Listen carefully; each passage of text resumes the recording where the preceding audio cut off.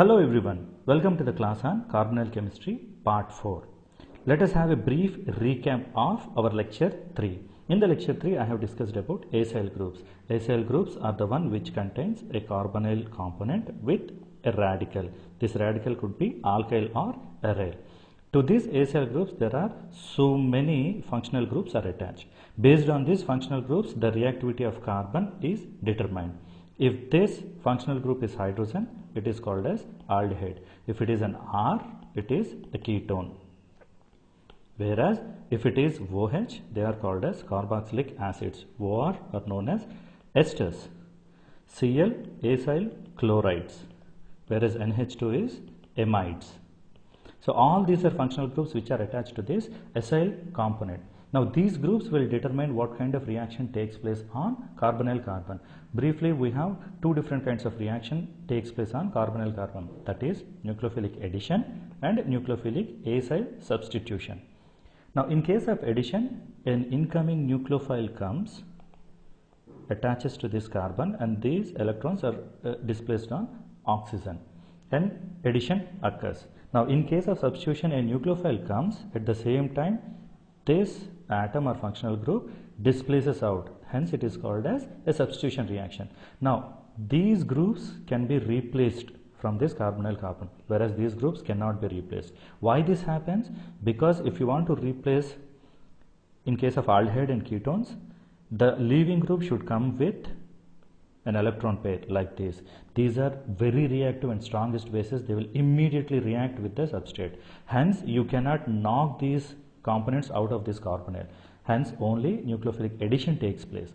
Whereas in case of these groups, you have components which can come out easily and they are stable. In case of acyl chlorides, chlorine come out and this is stabilized one. So this is a good leaving group. Whereas in case of hydroxy group, OH minus will come out and be as such, it is a stable one. These are all weak bases. Weak bases are stable one. So when the leaving group, a good leaving group is a weak base and it encourages nucleophilic acyl substitution reaction.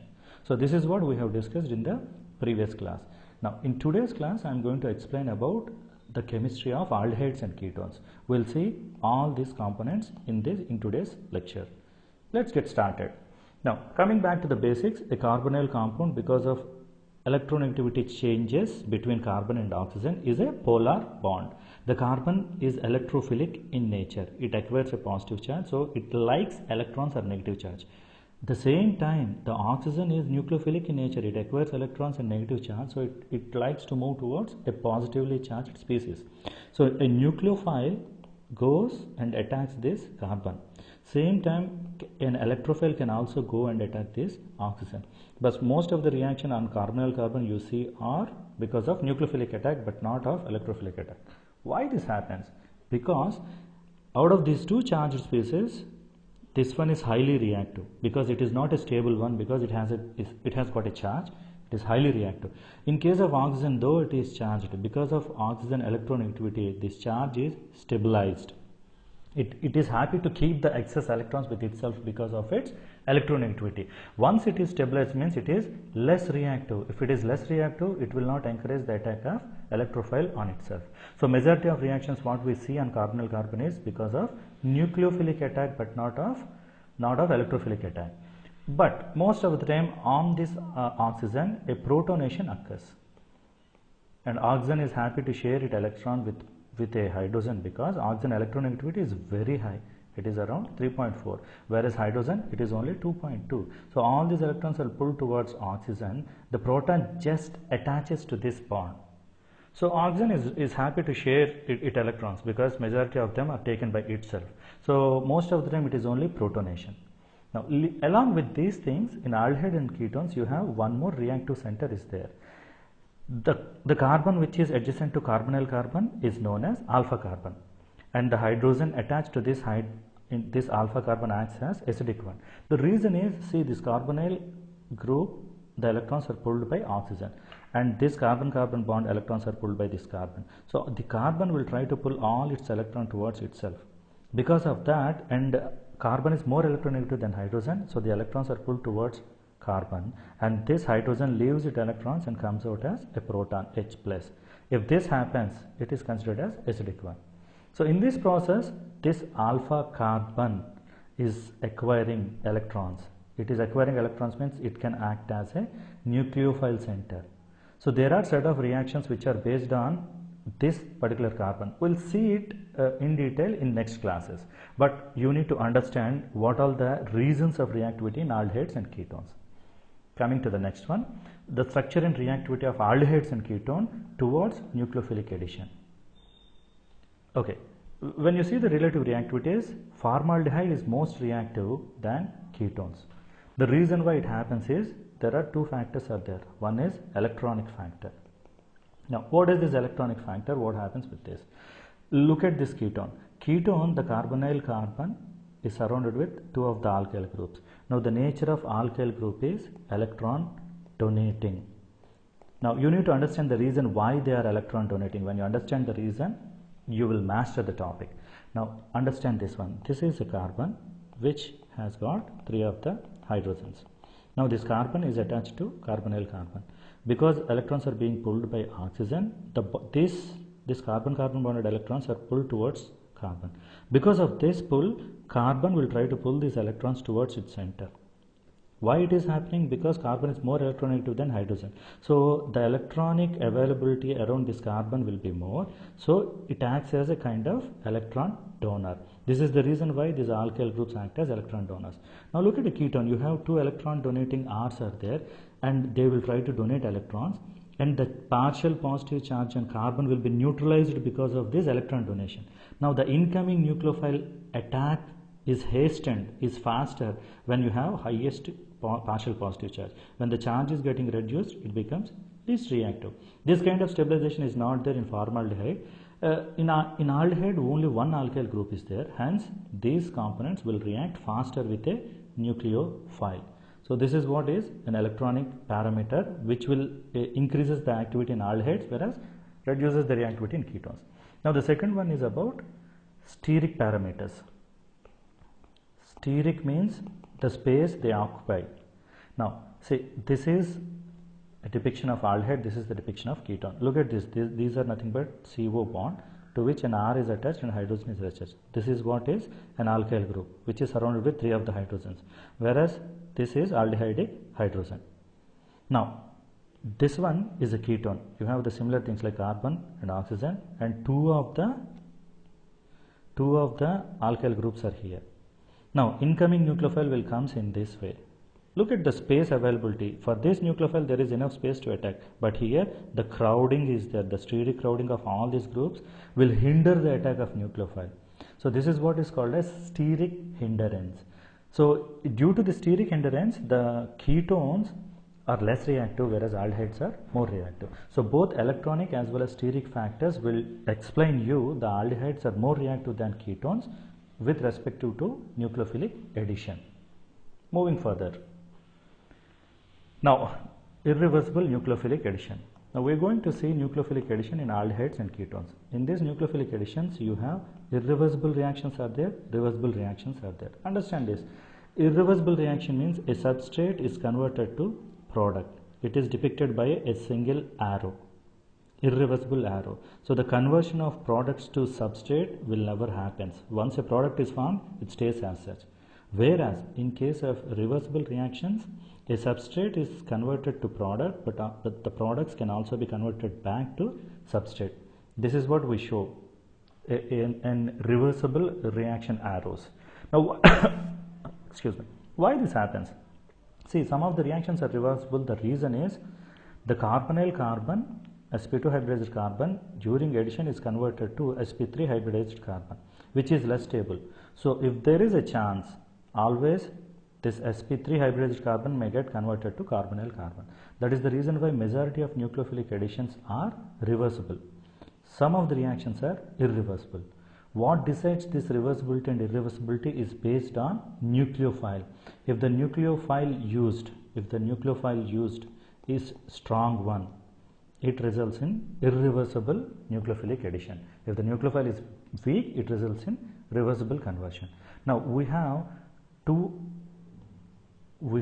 strong nucleophiles are there. One is hydride and the other one is alkyl anionic. Now these two are strongest nucleophiles, because they have a negative charge, they go and attack.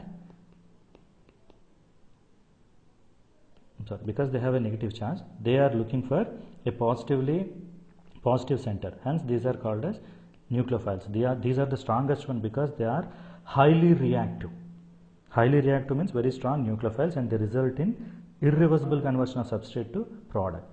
Now look at this. These are all reversible conversions. You have only two things are there: hydrides and Grignard reagent. Grignard reagent will result in the formation of this one, alkyl anions, whereas hydrides will result in the formation of hydrides. I explained you about hydrides already. Hydrogen will have one electron. When it loses its electrons, it becomes a proton. When it acquires one more electron, it becomes hydride. This hydride is highly reactive. It immediately reacts, and hence it is a very strong nucleophile, which results in irreversible nucleophilic addition reactions. Look at this. This aldehyde reagents and ketone combines with hydrides. This aldehyde hydrides, we have two typical examples are there. There are two typical hydrides are there. One is sodium borohydrate, second one is lithium aluminum hydride.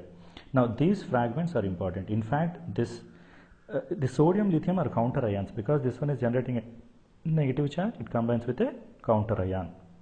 So these will have negative charge. Now these things will release hydrides as such, which are very powerful nucleophiles. They combine with a carbonyl carbon, results in the formation of alcohols. This is what happens with hydrides. Whereas in case of Grignard reagents, they attach an alkyl group. So they increase the number of alkyl chain. Let us see them in detail. Now here is an example of how this sodium borohydrate acts. Now let me explain this again. See, as I told you, sodium is a kind of counter ion. So this is what is the main reacting species. Now this hydrate is delivered to this carbonyl carbon. Because it comes with a negative electrons, it attacks carbonyl carbon. This is what happens. Now look at this. In this fragment, sodium borohydrate, the hydrogen is separately written, which will attack on carbonyl group. So this is a carbonyl group to which the carbon, a hydrogen with electrons attacks. Now this one is ethanol solvent. These reactions will take place in a kind of solvent, and finally to this carbon this hydrogen attaches, and the solvent takes up the remaining part. So this is how the conversion occurs. The job of this borohydrate is to deliver a hydrogen with electrons to carbonyl carbon. Now see them clearly. Give me a second. Yeah, look at them. Observe what is happening. See, the hydrogen from borohydrate is delivered to this carbon, because this one is coming with electrons, whereas the solvent hydrogen is delivered to oxygen, and it results in the formation of an alcohol. Now sodium borohydrate has got 4 of the hydrates. So this one molecule can react with 4 of the carbonyls and delivers hydrides. And finally the borohydrate is converted to tetraethoxy borate. With the solvent it combines and results in this molecule. Initially it was tetrahydroborate. All the hydrogens are replaced with this solvent molecules, and these hydrates are delivered to carbonyl carbon. So one tetrahydroborate can act with 4 carbonyl components. Now observe this one. Formaldehyde reacts with sodium borohydrate in presence of ethanol solvent. Now see, whatever the hydrates are there here, they are delivered to carbon here, whereas the solvent protons are delivered to oxygen. This is what happens. The same thing, the hydrates are delivered to carbon, solvent hydrogens are delivered to oxygen. Now I told you we have two different reagents are there, sodium borohydrate and lithium aluminum hydrate. Out of these two, this one is a mild reagent. Mild means less reactive, whereas this one is very strong reagent. Again the reason goes back to electronegativity. Boron electronegativity is 2.04, whereas hydrogen electronegativity 2.2. Because of these differences, boron electrons are taken by hydrogen, and these electrons comes out as hydride H-. Now when you observe aluminum electronegativity is only 1.61. So it can easily give all these electrons to hydrogen and it comes out as H minus, which is a stronger nucleophile. Hence lithium aluminum hydride is very strong reagent. Attachment of hydrogens is nothing but reduction. It causes reduction. A carbonyl is converted to alcohol means it is a reduction reaction. Now the difference is, see, in case of sodium borohydride, because it is a mild reagent, you can use a protic solvent. Protic solvent is a solvent which contains a proton like ethanol. Whereas in case of lithium aluminum hydride, no, you cannot use a protic solvent. The reason is when you use a protic solvent like this one, the hydrates are immediately transferred to this proton and it results in hydrogen gas, which is dangerous. That is the reason why protic solvents are not used. Second one, lithium aluminum hydride can also act on, it not only acts on carbonyls of aldehydes and ketones, it also acts on acid, amide and esters. Whereas sodium borohydride can only act on aldehyde and ketone. Now there is one more general principle is there. If something is less reactive, it will be more selective. If something is more reactive, it will be non-selective. Now understand this one. Lithium aluminum hydride is highly reactive one. It is non-selective. It will not differentiate between aldehyde, ketones and esters. It goes and attacks everywhere, non-selective. Whereas sodium borohydride is selective. It do not have enough energy to attack all these things, esters, amides, all of them it cannot attack. It has got selective amount of energy, so it will attack selectively on aldehydes and ketones. So this is the difference between sodium borohydride and lithium aluminum hydride. But finally they results in the formation of alcohols. That is what is important is. Now this is about hydrates. Moving further, you have one more reagent called Grignard reagent. Grignard reagents are generally called as RMGX. X is halide. Now the specialty with Grignard reagent is it delivers an alkyl anions. Now again the difference is because of magnesium. Again it goes back to magnesium electronegativity. Magnesium electronegativity is only 1.31, whereas carbon it is 2.55. So because of higher electronegativity, magnesium electrons are taken up by this alkyl group and it acquires a kind of negative charge. This is what is shown here. The bond is polarized because magnesium electrons are driven by carbon. It gets a kind of carbanion character. All the electrons are with carbon.